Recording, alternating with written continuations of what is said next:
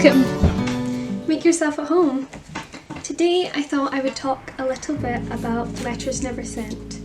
This is a book by Ruth Van Reken, who is one of the leading voices in third culture kids studies, and this is essentially her autobiography, written in the form of letters to her parents, to God, just generally to her past. One of the reasons I really was keen to speak about this book and to review it as a resource, a really key resource for a lot of third culture kids, is because this was the book that really launched my healing process. It means a lot to me. I read it when I was first 17 years old.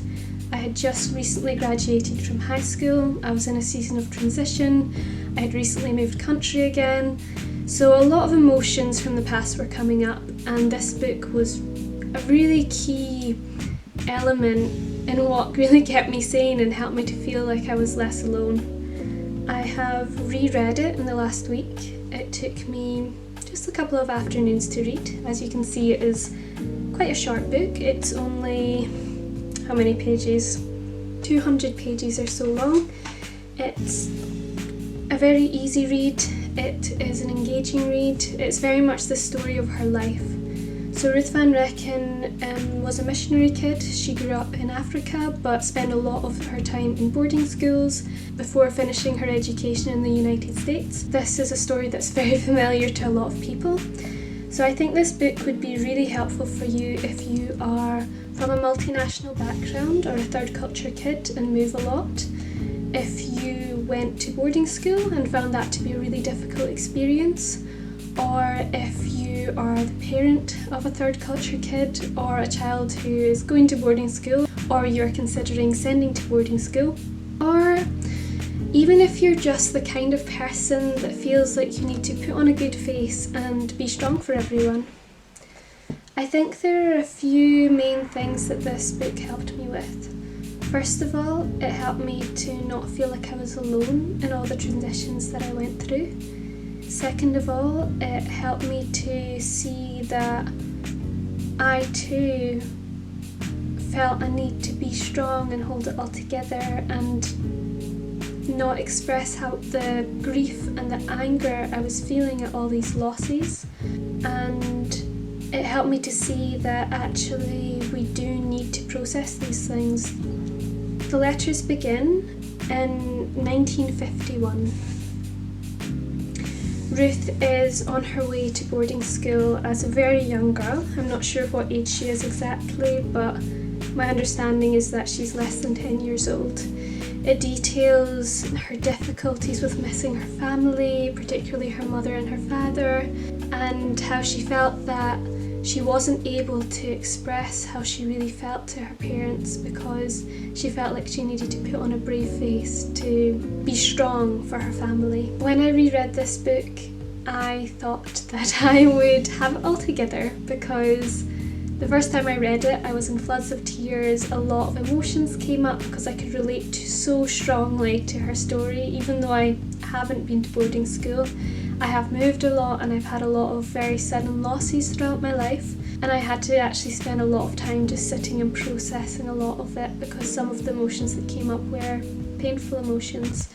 So rereading it the second time just last week, I thought, oh, I've already got all these emotions, I'll be fine. Turns out not. Now as I'm reading it, the things that I related to the most and the things that brought up the biggest emotional response in me are, one, the idea that there are still children who feel this way, who are going through a lot of grief and loss and feeling that they have this big burden to carry, that they have to be strong for their parents.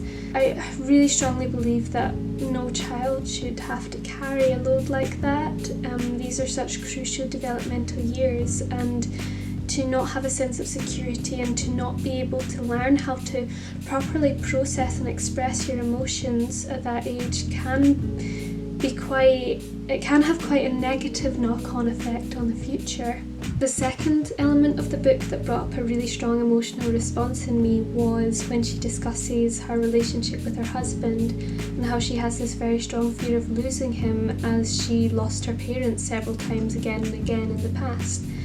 And I think this is a really important factor because I think the experiences you have in childhood, it can have an effect on the way that you relate to people in the present. So it was a good reminder to me that just because there are many, many losses in your childhood doesn't mean that that's going to continue throughout your life. If you believe it is, then it might become a self-fulfilling prophecy, as you might find yourself pushing people away. But if you acknowledge that it's not an inevitability and remind yourself of what the truth is, rather than just listening to the panicky feelings of fear, then relationships have a far better chance of thriving. Of course, this isn't simple. I'm saying this after having a lot of counselling and therapy, but it is something that's important to bear in mind, and it was a good reminder that the book gave me. The book is written from specifically a missionary kid perspective, so the things that are brought up in the book may not be universal. There are certain things relating to potentially religious pressure to put on a face. I imagine this is an issue in many societies regardless of faith, but a very central part of the missionary kid experience is that you feel that you can't speak out because to do so would be to go against God's will somehow. I now know that God loves me. He wants to hear about my grief, he wants to hear about my pain, he wants to comfort me, he wants to love me whole again. But as a child, there can be a lot of pressure from adults around you to act in a certain way or be in a certain way, or just even an internal sense of pressure that there's a need to be strong when those around you are potentially struggling. In this context, the pressure is potentially a religious pressure, but I imagine that in other third culture kid experiences there might still be a pressure to be good for your parents, or to not create a hassle, or perhaps there's just not an emotional openness in your family to be able to talk about these things. In light of this, I would recommend the book to all third culture kids, or even anyone who has moved a lot and who has struggled a lot with feeling like they're falling apart on the inside, but they've got to show the world that they're doing okay on the outside. I don't think that's true. I think it is important to have pockets where we can express our emotions and time where we acknowledge how we're feeling. So with this in mind, I thought I would just end with a quote from this book that really resonated with me. In this context, Ruth is talking to a group of missionary candidates and talking about what she needed from the adults around her when she was a child. I needed to know I wasn't bad or awful or a silly baby for what I felt.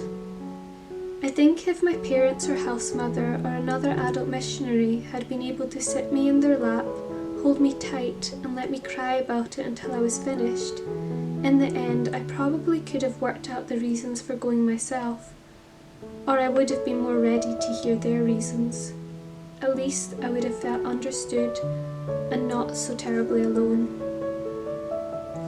Someone responds to her, they're a bit sceptical about giving children so much sympathy. Don't you think if you give a kid that much sympathy, it will make it harder for him to go? Someone wondered. And Ruth responds, I don't believe so. It will undoubtedly make it harder for the parents to send him, but it should be worth that extra cost to relieve the pressure of guilt their child is experiencing for feeling so bad about leaving. My greatest burden was trying to be on the outside what I thought I was supposed to be, even though I didn't feel that way inside. I didn't want to let my parents or Jesus down. That's a pretty heavy load for a little kid to carry.